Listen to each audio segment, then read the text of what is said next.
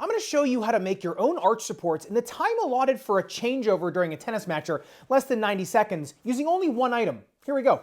Hey everybody, it's Zach here, helping you improve your tennis with science. And let's say you're 2-all in the third set, your arches are starting to get tired, maybe your lower legs are starting to get tired, muscles are starting to get weak, maybe you just need a little bit more support. You are gonna wanna know this technique because it could be the difference between winning or losing that tennis match and getting yourself over the finish line. And this can be done if you have an arch support in your shoe or if you don't already.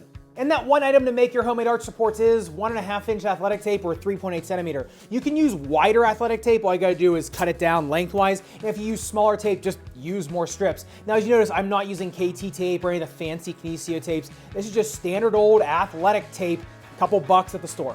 First, dry the foot off. If you want to use adhesive spray, you can, but you don't have to. Start at the base of the fifth toe, right behind it, and come all the way around the circumference of the foot, right to the base of the big toe, but not on it. The more you push that big toe up like I'm doing, the more arch support you're going to get. The less arch support. Second piece of tape comes around the circumference of the foot, except this time it's going to go a little bit more toward the bottom of the ball of the foot. So like I said, you can keep that big toe joint flexed if you want more arch support. If not, keep it down.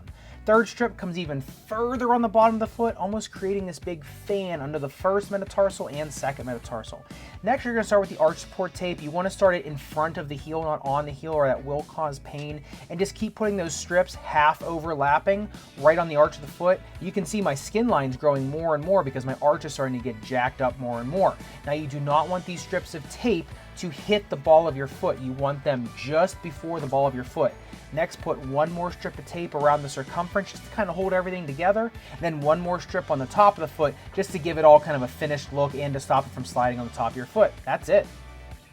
Now remember, athletic tape has peak performance for only about 45 minutes at most, so if you do this at the beginning of a match, you may have to reapply, and that's also why you see pros reapplying during their matches. Now for the foot and ankle taping, I do not use pre-wrap. I know on the hips sometimes use this because it's a huge muscle group and ripping that tape off is not pleasant, but for the foot or ankle, pre-wrap just doesn't really do much. It actually decreases the effectiveness of the tape because it's not coming in direct contact with the skin. So for anything foot or ankle, I typically don't use pre-wrap.